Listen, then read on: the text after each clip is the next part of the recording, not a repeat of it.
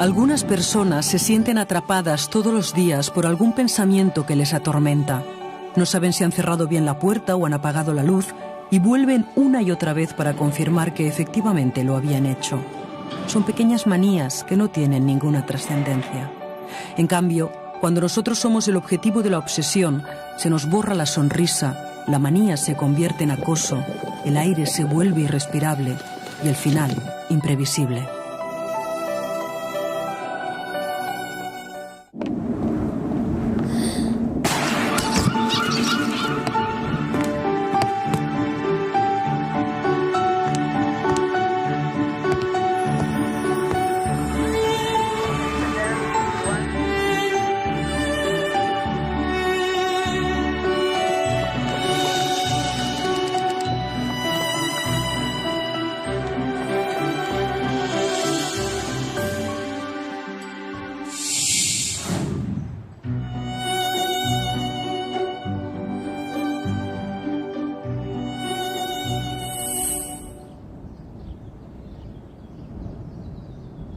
La historia no es como yo la cuento y la verdad, después del tiempo que ha pasado y de todo lo que ha pasado, ahora sí quiero contarla como realmente pasó, que no podía más y que la única forma de quitármelo de encima y que desapareciera de mi vida era pues matándolo.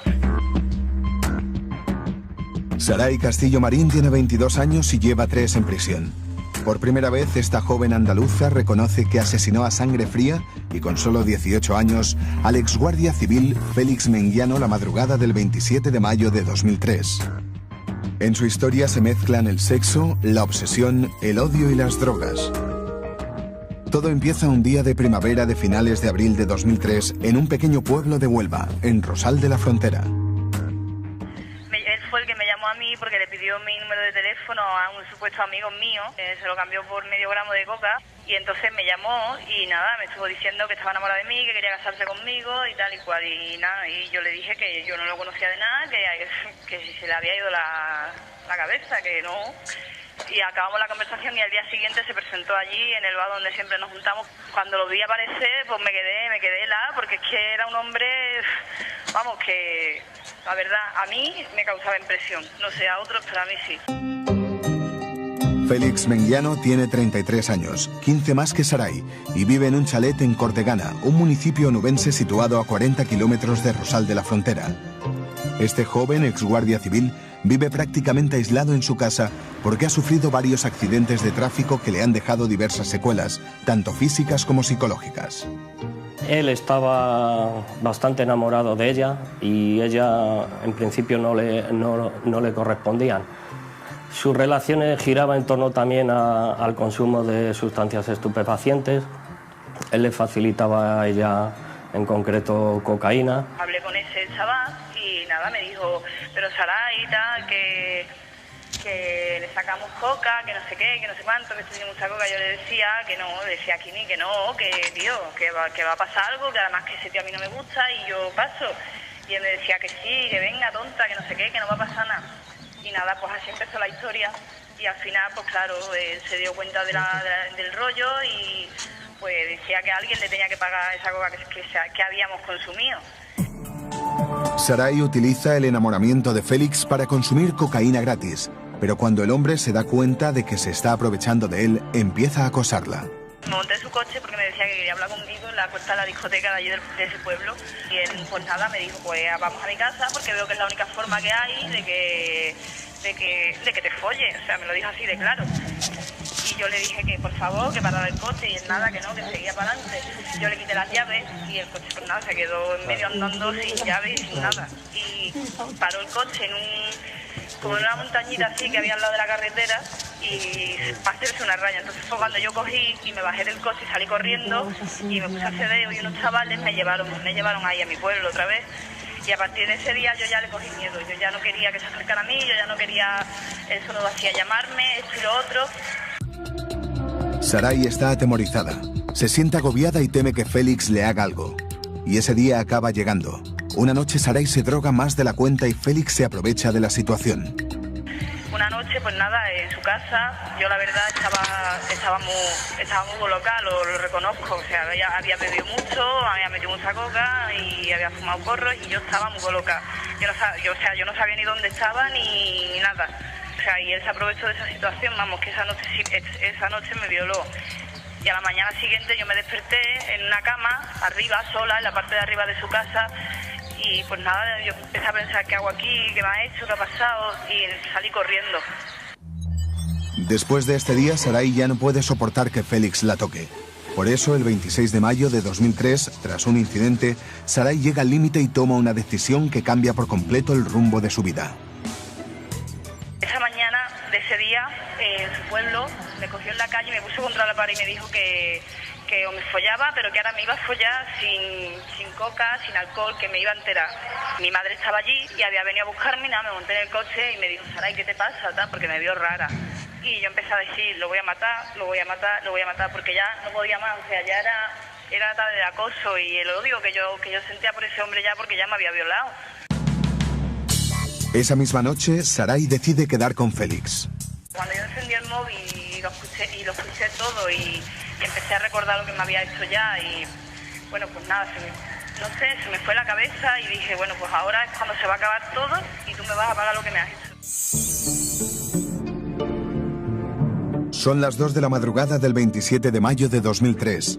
Félix y Saray se han citado en Rosal de la Frontera, localidad donde reside la joven.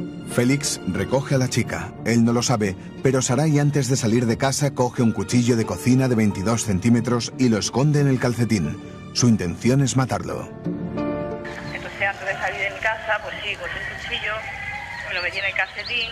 Claro que sí, yo iba con esa idea, nunca lo he dicho, pero sí, iba con esa idea, pero porque me había hecho mucho daño, o sea, me había violado, o sea, ya se había cargado mi vida por completo, o sea, ya me daba igual, está muerta que está viva, me daba igual, en ese momento ni pensaba en la cárcel, ni pensaba en que iba a matar a una persona, no sé, solo pensaba en quitarme esa cosa de encima, no sé, quería como ese odio, ese asco que yo sentía por mí misma, por lo que había pasado, como que desapareciera.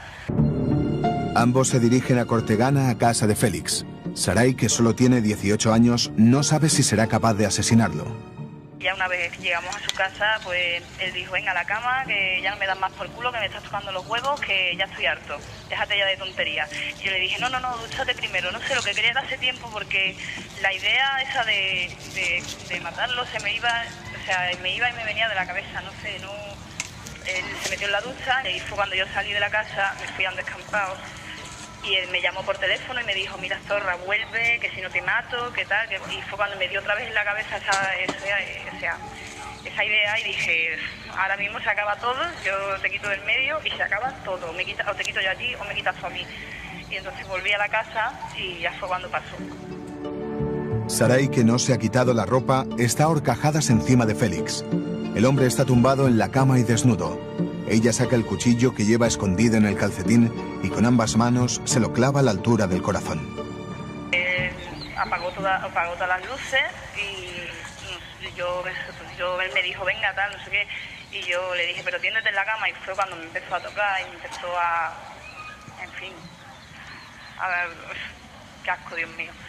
Cuando me empezó a tocar y demás fue cuando yo le clavé el cuchillo.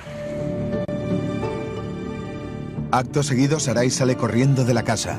Detrás va Félix. El hombre sale a la calle pidiendo ayuda. Por el camino cae varias veces al suelo hasta que no logra levantarse. Muere horas después en el hospital. No podía. Es que era muy superior a mí. Y yo sé que matar a una persona, nadie tiene derecho a matar a nadie. Pero yo la verdad que lo que sentí fue paz. O sea, cuando yo ya estaba al día siguiente en el calabozo y demás, yo lo que sentí por dentro fue paz, fue tranquilidad. Lo fundamental no fue esa violación, puesto que ella participó en una especie de orgía de droga de la que no recuerda nada, aunque posteriormente luego puede haber efectivamente un efecto psicológico muy nocivo de saber de que alguien ha abusado de ti. Pero eso no es lo importante. Lo importante es todo ese proceso. El cazador esta vez resultó cazado, el acosador esta vez resultó ajusticiado. Tras el crimen, Saray no huye y espera a que lleguen los agentes para confesarles que ha sido ella quien le ha clavado el cuchillo a Félix. En su primera versión cuenta a la Guardia Civil que el asesinato ha sido en defensa propia. Por lo que me decía mamá, es que intentó violarme, es que él me quería violar, es que yo no quería matarlo, pero vamos, que yo no sé, hubiera sido la muerte a mi hija. Al día siguiente, Saray sale en libertad provisional después de prestar declaración en el cuartel de la Guardia Civil. La versión que en su día explica a la policía y a los medios de comunicación nada tiene que ver con lo que cuenta ahora. Saray asegura que le clavó el cuchillo a Félix porque la intentaba violar. No, yo no, asesina no, porque asesino es el que le gusta matar, el que mata porque quiere. Ajá. Y yo en ningún momento he matado a nadie, o sea, yo no me siento culpable de la muerte de este hombre porque yo lo hice en defensa propia, en ningún momento quise matarlo, en ningún momento. En un primer momento la policía confía en la versión de Saray, aunque tras los resultados de la autopsia los agentes empiezan a tener serias dudas de que los hechos ocurrieran tal y como los narra la joven. El cuerpo sin vida de Félix Menguiano tiene varias heridas. Son golpes en piernas y brazos, resultado de las caídas que sufre cuando sale de casa para pedir ayuda. Los médicos determinan que el hombre muere después de sufrir una parada cardiorrespiratoria. Los forenses encuentran en su cuerpo la causa que le provoca el ataque de corazón. El cadáver tiene una puñalada en el lado izquierdo del esternón de 6 centímetros de longitud. La puñalada le alcanza la aurícula derecha del corazón. Un dato clave que aporta la autopsia a la investigación es que los forenses no encuentran en el cuerpo ninguna señal de forcejeo ni lucha. El informe concluye que Félix está tumbado y relajado en la cama en el momento en que es apuñalado. Con los resultados de la autopsia, los investigadores deciden emplearse a fondo en la inspección ocular de la vivienda. Sospechan que la versión de la joven no es del todo cierta, pero tienen que demostrarlo. La policía científica consigue las pruebas que necesita cuando analiza la escena del crimen. En esta simulación que hace la policía de las técnicas de investigación en una escena del crimen, los agentes siguen los mismos pasos que en cualquier inspección ocular donde ha habido un asesinato. Con una tiza, los agentes trazan un círculo alrededor de las pruebas que hayan en la habitación y después las numeran. Todas las fibras, restos de ADN, huellas o pisadas que encuentran pueden ser básicos para la resolución del asesinato. La policía fotografía cada detalle de la escena.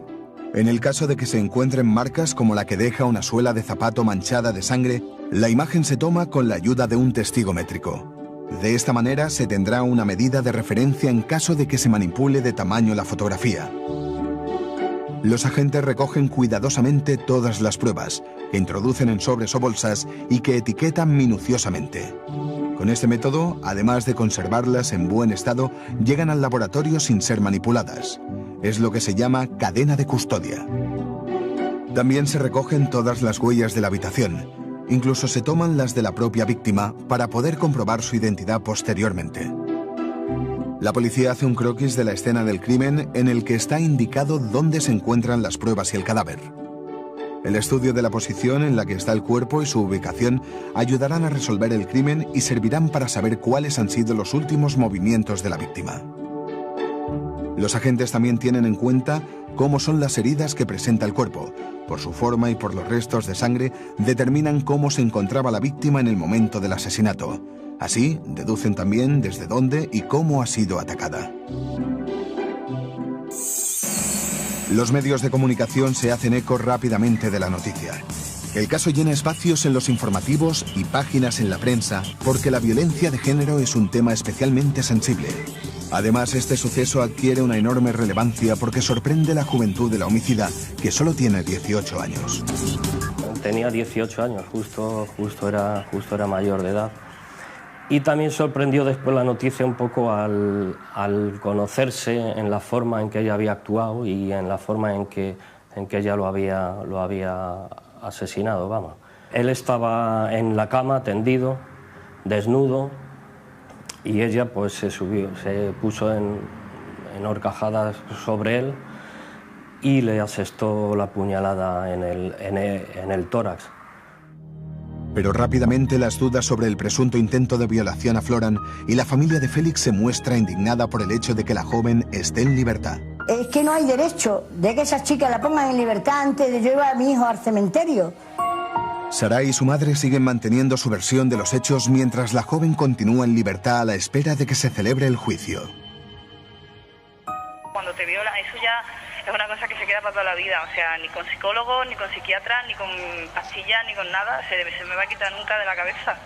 Fue muy mal, porque ella lo que decía, mamá, yo no quería matarlo, es que yo no quería. Mi hija estuvo casi un año con depresión, llorando, no podía dormir sola, tenía que dormir con la luz encendida. O sea que yo sola sé lo que pasé en ese tiempo. Mi hija durmió muchas noches con su padre y conmigo en el medio de los dos, como si fuera una bebé pequeña. Ella llegaba firme y seria, no daba muestras de ningún sentimiento de culpabilidad ni de nada. Casi un año y medio después llega el juicio. Saray sigue insistiendo en que fue un homicidio en defensa propia. Pero tal y como recoge la sentencia en el domicilio de Félix Menguiano, no se apreciaron signos externos de violencia o lucha. Además, resalta que en el cuerpo de la joven tampoco encontraron síntomas externos de haber sufrido un intento de agresión sexual. Durante el juicio, Saray tampoco explica que Félix había abusado sexualmente de ella, algo que hubiera podido ser un atenuante. Los 9 miembros del jurado popular la condenan a 15 años de cárcel por asesinato. Tampoco sabe nadie, o sea, yo tampoco conté en su momento, ni en el juicio ni nada, que él me violó, tampoco lo denuncié en el momento que me violó, que sentía vergüenza, me sentía sucia, y no, ni siquiera se lo conté a mis padres, o sea, se lo conté a mis padres una vez que ya entré aquí dentro en la cárcel. ¿Cómo puedo perdonarla, hija? ¿Cómo yo puedo perdonar a una asesina que ha matado a mi hijo? Que ha matado a mi hijo, que es muy gordo, que no ha podido pasarle por la mente que mi hijo no le ha hecho daño, porque es mentira, todo lo que ella acusa, eso es mentira. Mi hijo no le ha hecho daño ninguno, porque no era capaz de hacerle daño a nadie. ¿Cómo le va a hacer daño a ella? El abogado de la joven, José Mariano Trillo Figueroa, recurre la sentencia. Pero el tribunal no la modifica y casi 2 meses después, Saray ingresa en prisión. La joven sufre un ataque de ansiedad y tiene que ser atendida por los servicios médicos. Saray es trasladada en ambulancia a la cárcel bajo una gran expectación y rodeada de familiares de la víctima que aprovechan la ocasión para abuchearla. De defensa ninguna, porque tenemos un abogado que bueno, yo no dudo que a lo mejor como persona sea una buena persona, no lo dudo, pero como abogado para mí es una mierda, así de claro. Como abogado para mí no vale nada, porque a mi hija mi hija lleva 3 años en prisión y no se ha dignado una sola vez ir a verla. Su abogado ha pedido en 3 ocasiones el indulto, pero actualmente la joven sigue entre rejas. Me arrepiento porque yo no soy nadie para matar a una persona, pero de haberlo, no sé cómo te digo, de haberme vengado de lo que me hizo, creo que no, porque creo que la justicia no hubiera hecho lo suficiente con esa persona. O sea, y era un violador y era un cerdo y la verdad no. Me arrepiento de haber matado a una persona, pero no me arrepiento de que no esté hoy en día con nosotros, vaya. Porque creo que la justicia hubiera estado 5 años en la cárcel y hubiera salido y hubiera hecho otra vez lo mismo con cualquier otra niña. Entonces, no sé, creo que donde está bien. Saray ha intentado suicidarse varias veces dentro de la cárcel. Hoy sigue teniendo pesadillas con el hombre que, según ella, la violó. Y todavía hoy en día, desde que ya pasa mucho tiempo y tengo pesadillas con él. Y me toca a alguien y lo veo a él muchas veces. Y yo no he podido tener una relación normal con un hombre desde que pasó eso. Nunca. Decidiste un poco tomarte la justicia por tu mano, Saray. Sí, en parte sí, pero vaya, no lo pensaba. Hoy en día lo pienso y lo analizo y vale, sé lo que he hecho. Pero en ese momento es que no era consciente ni de que había matado a una persona, ni de nada, ni de que me había tomado la justicia por mi mano, ni de nada. Solo sentía tranquilidad dentro de mí. No sé, solo sentía que él me había jodido la vida y yo se la había jodido a él. Pero desde luego cualquiera que haya escuchado a Saray ahora se da cuenta que no intenta suicidarse para nada y que es una persona perfectamente realista.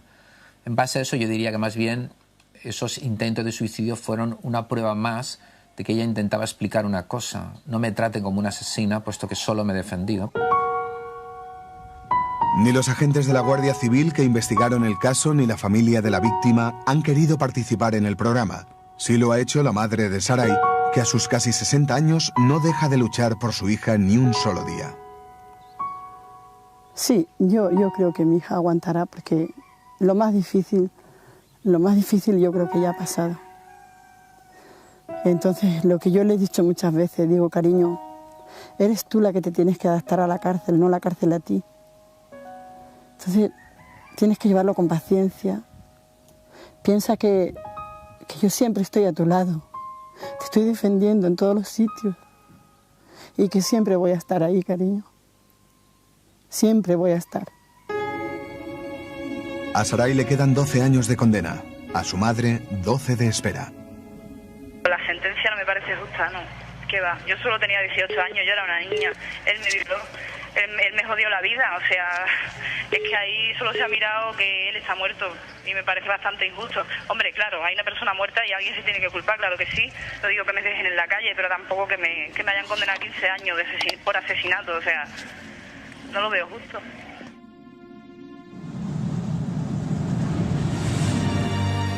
El 24 de octubre salía yo a las 6:30 de casa para ir al trabajo y en la misma esquina de mi casa me encontré a un chico que a punta de navaja me la puso en el cuello, me introdujo en su coche y me llevó hasta un campo a las afueras de Martorell, donde me ató a un árbol y bueno, me violó durante 2 horas. Después me soltó, me clavó una navaja en el cuello, tengo un tendón cosido. Luego vio como no consiguió lo que quería y giró el cuello para partirlo y entonces fue cuando yo me hice la muerta. Entonces me tiró a un foso que había allí al lado y bueno, me dio por muerta y se fue. Lo que Lucía Murillo cuenta ocurrió en octubre de 2002. Aunque todavía hoy esta pesadilla se reproduce en su mente como si acabara de suceder. Han pasado más de 5 años desde que a Lucía la violaron y la intentaron matar. Pero en todo este tiempo no se ha recuperado ni física ni psicológicamente. A las 6:30 de la mañana del 24 de octubre de 2002, Lucía sale de su casa en Martorell y se dirige al trabajo. Apenas anda unos metros cuando un hombre la asalta amenazándola con un cuchillo y la obliga a entrar en su coche. El agresor la introduce en la parte trasera del vehículo. Lucía intenta salir, pero todas las puertas están bloqueadas con los cierres de seguridad. El joven conduce hasta un paraje forestal, a las afueras de Martorell. El agresor obliga a Lucía a bajarse del coche. Descienden unos metros hasta que la ata a un árbol. Con la navaja le corta la camiseta y el sujetador y le baja los pantalones y la ropa interior. Intenta penetrarla, pero no lo consigue y la obliga a hacerle una felación. Allí me sacó del coche, me ató una mano y me llevó andando un buen trozo hasta que encontró un árbol. Allí me puso las manos atrás, me ató atrás en el árbol, cortó la ropa mía con navaja y bueno, allí me estuvo violando, me hizo hacer 2 felaciones a punta de navaja, con la navaja en la cara. Me dijo que si le mordía o le hacía daño me iba a matar. Después el agresor desata a Lucía y le dice que se vista. Le pregunté, porque al principio pensaba, bueno, no puede pasar esto, no está pasando. No me lo creía, era imposible de que me lo creyera y entonces yo decía, estará drogado, ¿no? Le preguntó, ¿sabes lo que estás haciendo? Y me dijo, sí. Digo, irás a la cárcel. Y me dijo, da igual, dice, ya da igual lo que te haga, me van a acusar de secuestro. Ya haga lo que haga, dice, ya da igual, dice, solamente me van a acusar unos años y a los 2 años voy a estar en la calle. Él sabía perfectamente lo que estaba haciendo. Acto seguido y sin dejar de amenazarla con el cuchillo, la hace caminar unos metros hasta que de repente le clava la navaja en el cuello. Después, con ambas manos, intenta partirle las cervicales. Y cuando tenía la navaja en el cuello, le sujeté la mano y le supliqué 2 veces que no lo hiciera, que tenía 2 hijos, que no lo hiciera por mí, pero mis hijos sí, que lo hiciera por mis hijos. Y él insistió y clavó. Yo creo que no me clavó en la arteria porque lo sujeté la mano, sino sí que la clava. El médico que me atendió me dijo, 1 milímetro más adelante y te clavan en la arteria y te mata. Lucía cae al suelo y se hace la muerta. El joven cree que la ha matado, la tira a una fosa y se marcha. Ella espera unos minutos para pedir ayuda. Bueno, en aquel momento piensas que te clavan una navaja y te parten el cuello. Piensas, muérete, Lucía, te mueres o te mata. O sea, no sé, supongo que fue un instinto de decir, bueno, me hago la muerte a ver si cuela, ¿no? Y bueno, mira, tuve suerte, tuve muchísima suerte. Semidesnuda, herida y aterrorizada, camina más de 3 kilómetros por la carretera hasta que un vecino la socorre. Lucía denuncia los hechos a la Guardia Civil. La mujer ha memorizado muy bien el rostro de su agresor porque no llevaba la cara tapada. Relata que es un varón de unos 30 años, de complexión normal, con bigote y perilla. Pero lo más importante es que recuerda parte de la matrícula y el color del coche de su agresor. Ella le da una descripción muy detallada al equipo de policía judicial. Describe que un piercing que él lleva en la ceja izquierda, un tatuaje de 2 rosas y un puñal que lleva en un hombro, otro tatuaje que lleva en el hombro derecho. Nos da una descripción de la ropa que lleva puesta, de su edad, de cómo lleva el pelo. Nos hace una foto robo prácticamente de su agresor. Pero muchas mujeres no son capaces de describir a su agresor después de una violación. En esos casos, un reconocimiento médico a la víctima puede conducir al violador. El Instituto Nacional de Toxicología cuenta con un kit para analizar cualquier resto del agresor que quede en el cuerpo de la víctima. El análisis es muy parecido a una inspección ocular. Se localizan todas las evidencias, se etiquetan y posteriormente se analizan. Las muestras de semen, saliva o sangre se recogen con unos palillos recubiertos de algodón llamados hisopos. Con la ayuda de un peine también se buscan restos en el vello púbico. Si la víctima se ha defendido, es posible que queden muestras de la piel del agresor en sus uñas. Los forenses las recortan y las colocan dentro de un sobre para conservarlas. Todas las pruebas recogidas son etiquetadas y precintadas para evitar su manipulación. En cualquiera de ellas puede estar el ADN del violador.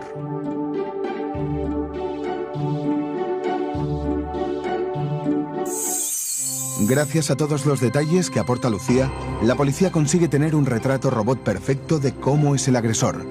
Pero además, antes de intentar matarla, consigue sonsacarle el código secreto de la tarjeta de crédito. Confiado porque cree que después de asesinar a su víctima nadie le reconocerá, saca dinero de un cajero y una cámara le graba la cara. Ella, el bolso que ella llevaba, él se lo lleva en el coche cuando se marcha. Y a las 9:30 de la mañana hizo uso de una tarjeta de crédito de ella en una oficina de la Caixa de Tarrasa. Eso nos dio la primera pista. Y conseguimos los fotogramas de la cámara de seguridad de la oficina. Sí, bueno, él me enseñaron unas fotografías, los policías, y lo identifiqué por foto. Entonces tuve que firmar en la foto como que lo habían identificado, entonces fueron a detenerlo. El agresor es Tomás Pardo Caro, un joven de 28 años, vecino de Martorell y sin antecedentes penales. Pero Lucía no fue la única en ser atacada por Tomás aquel día. Tan solo media hora antes, intenta agredir a otra joven. 5 minutos vi como intentaba alguien meterme en un coche y yo no sabía lo que me iba a pasar, pero le estaba viendo la cara, así que pensé que me mataría. Así que empecé a gritar hasta que salieron mis vecinos y me pegó en la cabeza, intentó dejarme inconsciente dándome golpes en la cabeza, me dejó la cara destrozada, me pegó patadas en la cabeza, me cogió del pelo. La policía cita a Lucía y Monse a una rueda de reconocimiento y ambas mujeres identifican sin ningún género de dudas a Tomás Pardo Caro como su agresor. Bueno, me dio un ataque de ansiedad, no podía respirar. Llevaba el collar impuesto, me lo tuve que quitar, tuve en el suelo que me ahogaba, o sea, fue horrible, fue horrible. Yo no me esperaba esa reacción, pensaba que iba a ser más fuerte, ¿no? A la hora de... Y no pude. Me decían, ¿quién es? ¿Quién es? Es que no podía, no me salía. Yo señalaba, pero me decía, tienes que decir quién es. No podía. Es que me ahogaba, me faltaba la respiración, no podía, era imposible. Hasta que le dije, le da la camisa gris, el segundo, y ya está. Pero la Guardia Civil tiene más pruebas contra Tomás. En el coche de la primera víctima, los agentes encuentran varias huellas dactilares del agresor. Además descubren que el mismo día de los hechos, Tomás le había regalado a su novia el teléfono móvil que acababa de robar a Lucía. Una semana después lo detienen y tras confesar las 2 agresiones ante el juez, ingresa en prisión.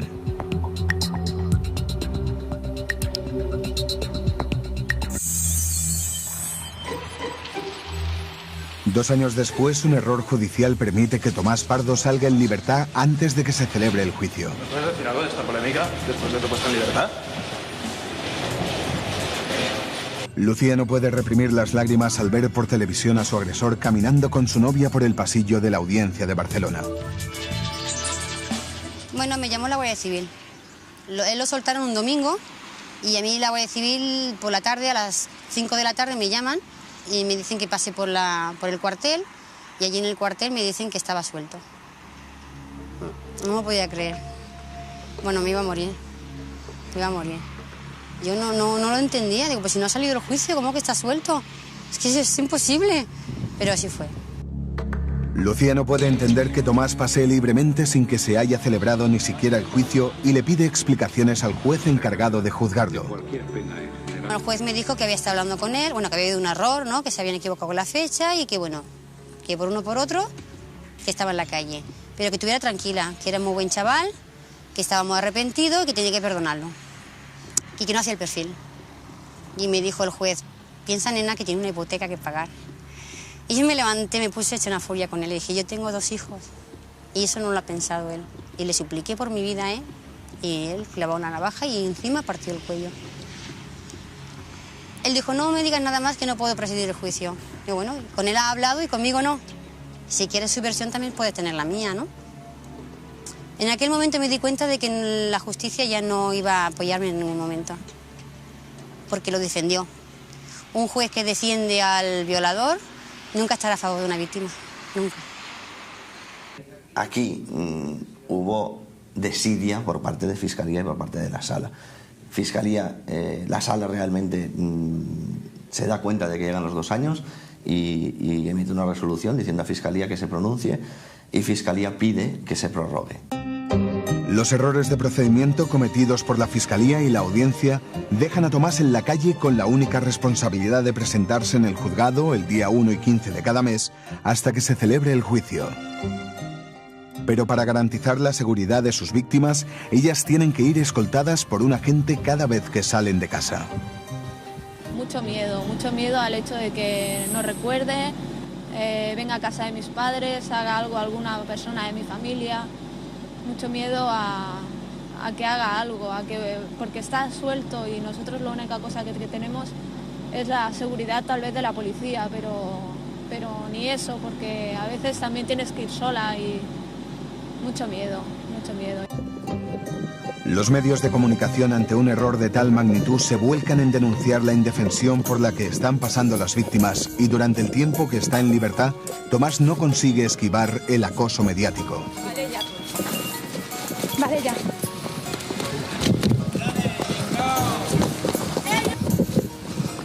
La prensa lo sigue cada uno de los días que se presenta en el juzgado para garantizar que no se ha fugado del país.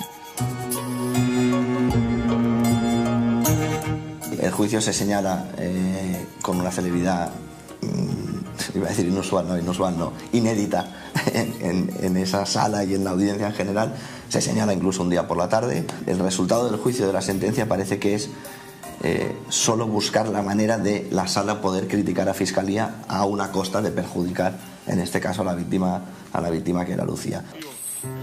Durante más de un mes, Montse y Lucía no pueden casi salir de casa sin ir acompañadas de un guardia civil. Ahora llega el momento de explicar delante de un tribunal las vejaciones a las que han sido sometidas. Al juez Pedro Martín le cuesta entender la petición de Lucía de declarar tras una mampara para no volver a ver la cara de Tomás, aunque finalmente accede. El juicio lo vi muy mal. Piensa que yo estaba 24 horas con escolta, mi hijo estaba fatal, mi hijo está en tratamiento. Y bueno, ves que vas allá a declarar y tienes que decir todo lo que te hizo, ¿no? Delante de gente desconocida, delante de mi marido que estaba allí.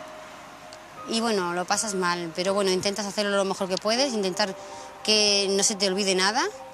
Y bueno, muy mal. Al principio, bueno, declaré y todo, y bueno, a mí el bajón me dio después cuando salí. Aguanté hasta que salí, cuando salí ya me derrumbé. Para mí ha sido, es que, insisto, no me gusta la palabra, pero violada 2 veces, una vez por el señor Tomás Pardo y otra vez por el funcionamiento de la Administración de Justicia. Las declaraciones de ambas mujeres son determinantes. Además, el joven reconoce las agresiones, aunque intenta justificarse diciendo que en el momento de los hechos iba drogado. Pero el tribunal condena a Tomás Pardo a 26 años de prisión. Ni se perdona al violador, ni se perdona a la justicia. No se perdona. No se perdona porque lo ves tan injusto, tanta injusticia. Los jueces hablan de justicia, que si de esto, que si lo otro. ¿Para qué la quieren si no la dictan? O sea, hacen lo que quieren. Tienen el poder en sus manos y es muy injusto. No tienen abandonadas, a las víctimas nos tienen abandonadas.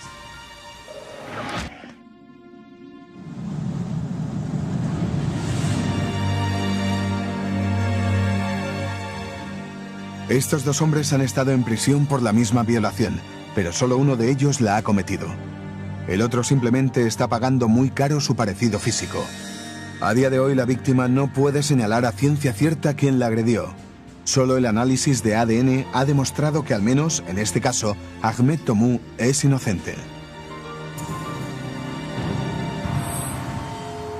Esta historia se remonta a finales del año 1991. En otoño, dos hombres siembran el pánico entre las jóvenes de varias zonas de Barcelona y Tarragona. Se vive una oleada de violaciones en serie muy similares entre sí. Me trasladaron hacia un descampado unos 25 metros al lado de la carretera. Entonces, pues allí me empezaron a pegar, me dijeron que si me portaba bien, pues no me pasaría como las otras, que las habían matado. Y entonces Tomou pues me obligó, pues me violó, me mordió por todo el cuerpo.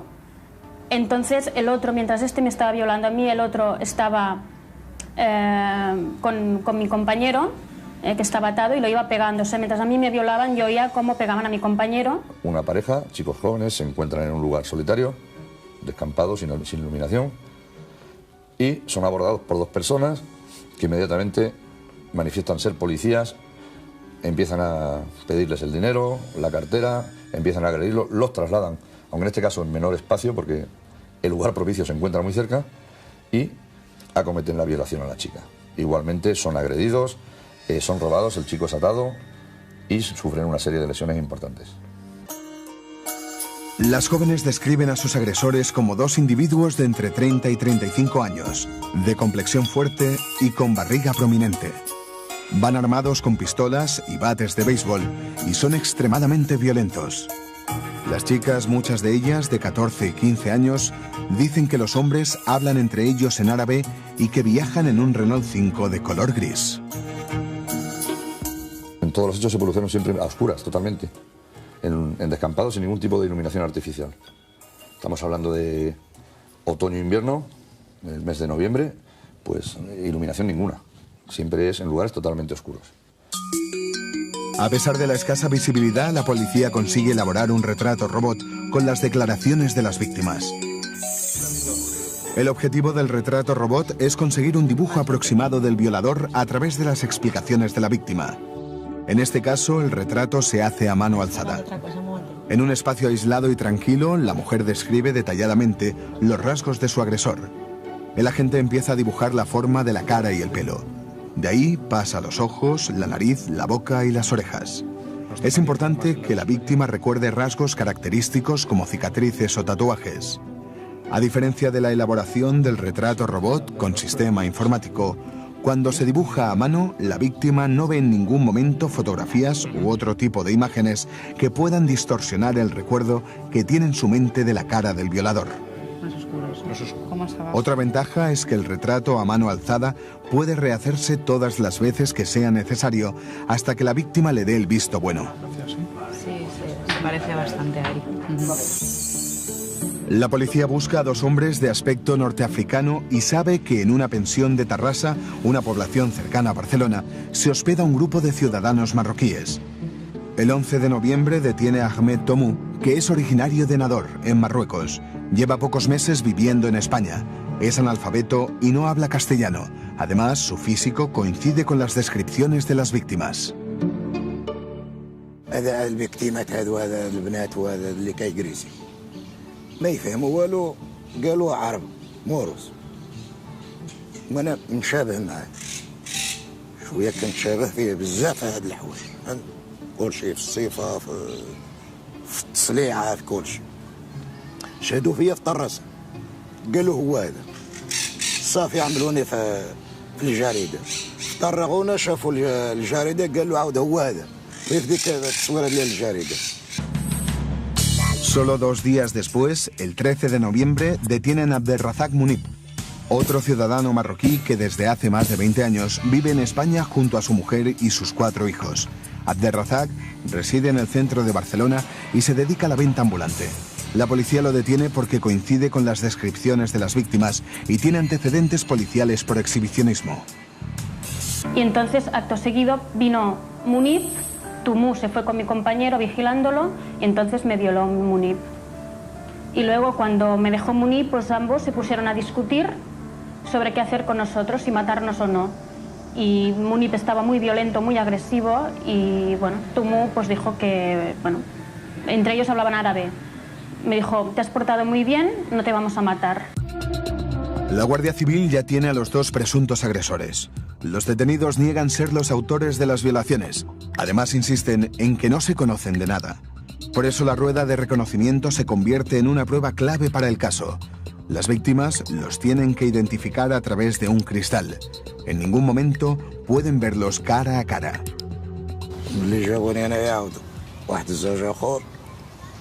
عاد جابوا ويا واحد جابوا معايا هذاك السيد المغربي هذا ما نعرفو ما يعرفني هذاك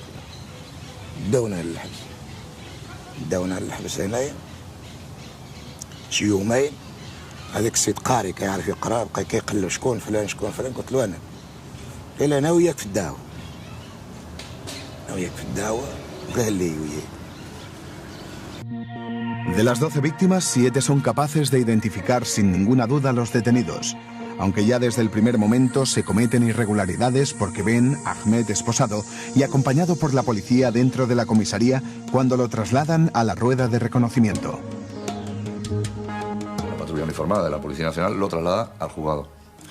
En ese traslado sí se produce que la patrulla de Policía Nacional con esta persona esposada pasa delante de todas las víctimas.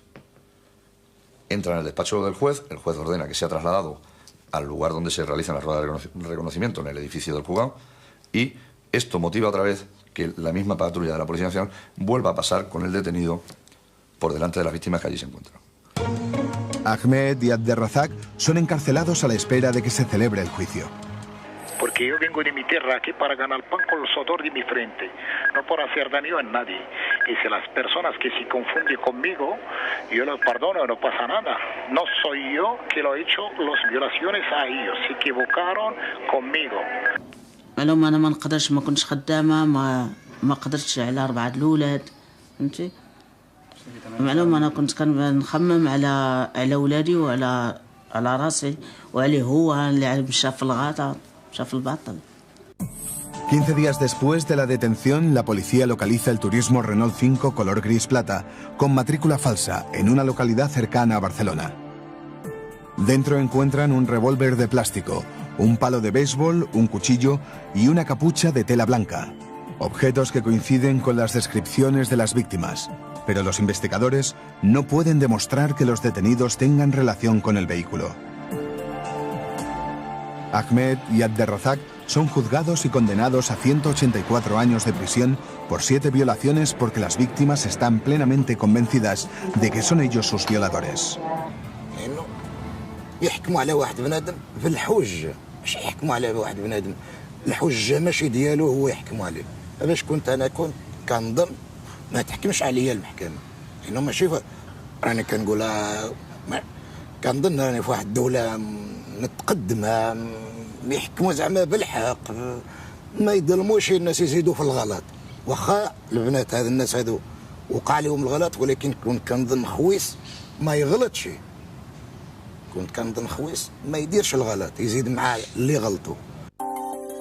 Aunque los 2 hombres son condenados, quedan algunos cabos sueltos. Ahmed no tiene carné de conducir, pero algunas víctimas lo identifican como el conductor. Y Abdelrazak sufre una enfermedad que se caracteriza por tener un testículo mucho más grande que el otro y no puede tener erecciones. Pude ver que en uno de ellos pues tenía una anomalía muy concreta en los órganos genitales. Es una enfermedad que se llama hidrocele y es que uno de sus testículos era mucho más grande que el otro testículo. Y bueno, ante la policía pues yo describí cómo iban físicamente vestidos, porque a mí me ataron las manos, pero conseguí sacarme las cuerdas y mientras me violaban pues lo que hice fue palpar toda la ropa que ellos llevaban. Entonces hice una descripción muy acertada de cómo ellos iban vestidos. Pero según la defensa, la joven conoce este detalle porque lo oye comentar entre agentes dentro de la comisaría. Algunas víctimas también declaran que han sido mordidas, pero Abderrazak no tiene dientes. Comienzo a repasar la documentación y empiezo a ver las anomalías y las incongruencias de cajón, o sea, las imperfecciones que tiene todo ese juicio, los diferentes juicios y los diferentes procesos. Estaban la cadena de errores era tan evidente que vaya, que es que no dudé ni un momento en robar espacio al periódico para explicar. Ahmed y Abderrazak llevan 4 años en prisión cuando la policía empieza a recibir denuncias en las que los autores utilizan el mismo modus operandi. El 24 de marzo de 1995, en el área metropolitana de Barcelona, una pareja de jóvenes es agredida. Durante 3 meses las violaciones se repiten y son calcadas a las de hace 4 años, pero teóricamente los culpables están entre rejas. Y víctimas de las cuales son atendidas por nosotros, se encuentran las fotografías de las personas que ya estaban detenidas en el año 91 en los álbumes propios de eso y reconocen. Manifiestan, creo que es esa persona. Lógicamente, y además de forma inmediata, se realizan gestiones con la prisión de Cambrians, en Martorell, donde se encontraban internados estas personas. Y no han salido nunca de permiso. قرب 5 سنين هذا كيديروا الجرائم من ذيك الحوايج ونفس المشكل وكيمشيو ذيك البنات ولا اللي كيجريسيوهم كيمشيو يشكيو يحكيو اللي واقع عليهم في الليل ما كيشبروهم في البلاص كيوصلوا التصويره ديالي كيقولوا هذا هو ويوصلوا التصويره الاخر يقولوا هذا هو هذا قلت لك اليوم يديروا هنايا غدا يديروه في مرتوله غدا يديروه في شي طرغونا فين ما مشاو يشكيو يوريو لهم التصاور ديالنا يقولوا هذا هو وحنا في الحبس 5 سنين. La mayoría de víctimas identifican a Ahmed y Abderrazak como sus agresores, pero los agentes saben que en esta ocasión los culpables son otros. Pues nosotros pensamos, oye, ¿no será que estas personas están en prisión erróneamente, han sido condenados por error, y estas personas que están cometiendo los hechos del año 95 son los autores del año 91? La Guardia Civil idea un plan para detener a los agresores y decide apostar otra vez por Tarrasa para buscar a los violadores porque todos los ataques se producen cerca de esta ciudad. La Benemérita monta un dispositivo de vigilancia que acaba con la detención de Antonio García Carbonell. El detenido es un hombre de 52 años, padre de 10 hijos y de etnia gitana. Carbonell es un calco de Ahmed Tomou. Cuando yo veo a Antonio García Carbonell es el día de su detención y en el cuartel de la Guardia Civil de Tarrasa. Está sentado en el asiento de atrás de un vehículo de la Guardia Civil camuflado y veo la cara y veo a Ahmed Tomou, simplemente idénticos. Veo 2 personas con un parecido físico muy profundo. Este detalle no pasa inadvertido al guardia civil Reyes Benítez, que a partir de este momento se convierte en el ángel de la guarda de los 2 hombres encarcelados. El agente se dedica en cuerpo y alma a elaborar un informe para demostrar que los 2 reos son inocentes. Empezamos a investigar, a obtener información de todo lo sucedido en el año 91, a ir cuadrando asuntos, a comprobar que el vehículo Renault 5 del año 91 había sido utilizado con posterioridad a la detención de los 2 ciudadanos árabes. Se utilizó al menos en 2 ocasiones en hechos delictivos que estaba comprobado que era ese vehículo. Todo eso nos induce a pensar que igual, que puede ser que hay al menos una duda razonable sobre la autoría de los hechos sucedidos en 1991. كنت كنطلب ربي باش يبان الحق ربي استجبنا خدموا الناس الملاح وبحثوا وناضوا هذا وجابوهم. García Carbonell y su cómplice hablan entre ellos caló, un idioma gitano que si no se conoce puede sonar a árabe. Gracias a los avances científicos, la Guardia Civil puede cotejar unos restos biológicos de una de las agresiones del año 91 con el ADN de García Carbonell, una prueba casi desconocida en ese momento. El resultado demuestra que el nuevo detenido es el autor material de al menos una violación por la que están cumpliendo condena Ahmed y Abderrazak. Ese resto era, sí, me acuerdo perfectamente, era la pernera de un pantalón tejano que llevaba una de las víctimas y que recortamos. Encontramos que había resto de esperma, de lo que podía ser esperma, y recortamos y remitimos a análisis al Instituto Nacional de Toxicología y se conservaba la muestra. Y eso fue una prueba pericial que no admite duda, vamos, de que ese resto de esperma pertenecía a Antonio García Carbonell. No pertenecía ni a Ahmed Tomous ni a Abderrazak Muniz, que eran los que estaban ya condenados por ese hecho. Antonio García Carbonell es juzgado y cumple 228 años de condena en la prisión de Ponent, mientras los dos ciudadanos marroquíes siguen presos en la cárcel de Brians. Eran pobres, inmigrantes y árabes, y acusados de violaciones atroces. Un cóctel demasiado complicado. Hablar de desidia, hablar de prejuicios es suave para lo que realmente merece el caso. 9 meses después de la detención de Antonio García Carbonell, el agente Reyes Benítez termina su informe y lo entrega a la Fiscalía de Cataluña. En él se reflejan las irregularidades del caso y queda patente la inocencia de los dos hombres que ya llevan 5 años encerrados. Reyes Benítez decide ir por primera vez durante toda la investigación a la cárcel a visitarlos. El primer encuentro es con Abderrazak. Él solamente quería hablar conmigo para pedirme por favor, porque él ya había tenido conocimiento que yo estaba investigando el hecho, para pedirme por favor que no la abandonara, que era inocente y todo eso. Y fue muy peculiar porque allí en un pasillo de la cárcel, que es una cosa una cosa que impresiona, ¿no? Cuando no has entrado nunca a una prisión, se tiró al suelo y se puso de rodillas a besarme los pies. Que por favor, que no le dejara, que era inocente. El caso de Ahmed y Abderrazak también moviliza a muchos ciudadanos que muestran su apoyo con firmas para su liberación. 8 años después de ingresar en prisión, los dos marroquíes empiezan a vislumbrar la luz al final del túnel.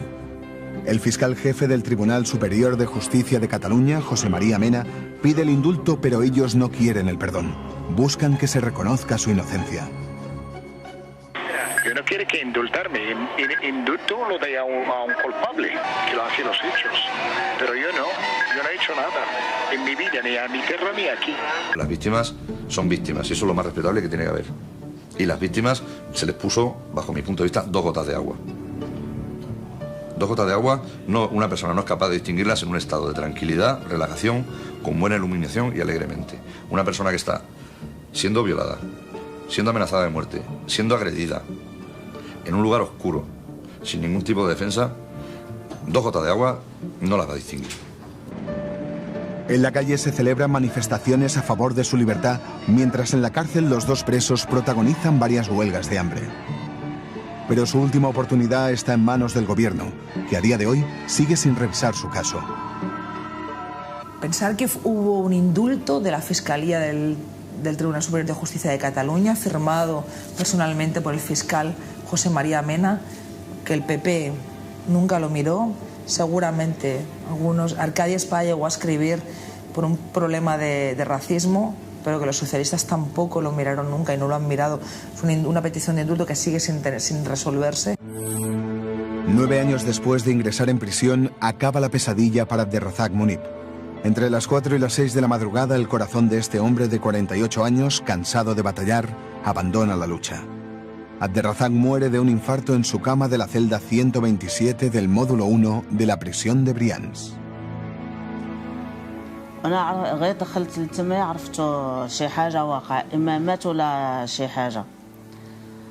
دخلنا بقينا جالسين حنا والمحامي ديالنا ولاسنتين تاع سوسيال والطبيب ديال فرنسا ديالهم هما وواحد آخر المدير ديال الحبس. حتى قالوا لنا غادي عندكم واحد الخبر قبيح ما عندنا. قلت له عرفت راه مات بلا تقولها لي أنا عرفت علاش جيت. قال لي يا سيسي. قلت له يا قتلته بقاو كيشوفوا فيا. قلت له مات كيفاش دار مات البارح هو كيهضر معنا واليوم الصباح مات. Después de 15 años en la cárcel, en 2006, Ahmed consigue la libertad condicional. A pesar de todos los años que lleva pidiendo que se reconozca su inocencia, hasta 2009 estará en deuda con la justicia. A día de hoy, todavía hay víctimas que le reconocen como su violador. El ansia de poder y dominación sigue siendo una de las principales lacras de la humanidad.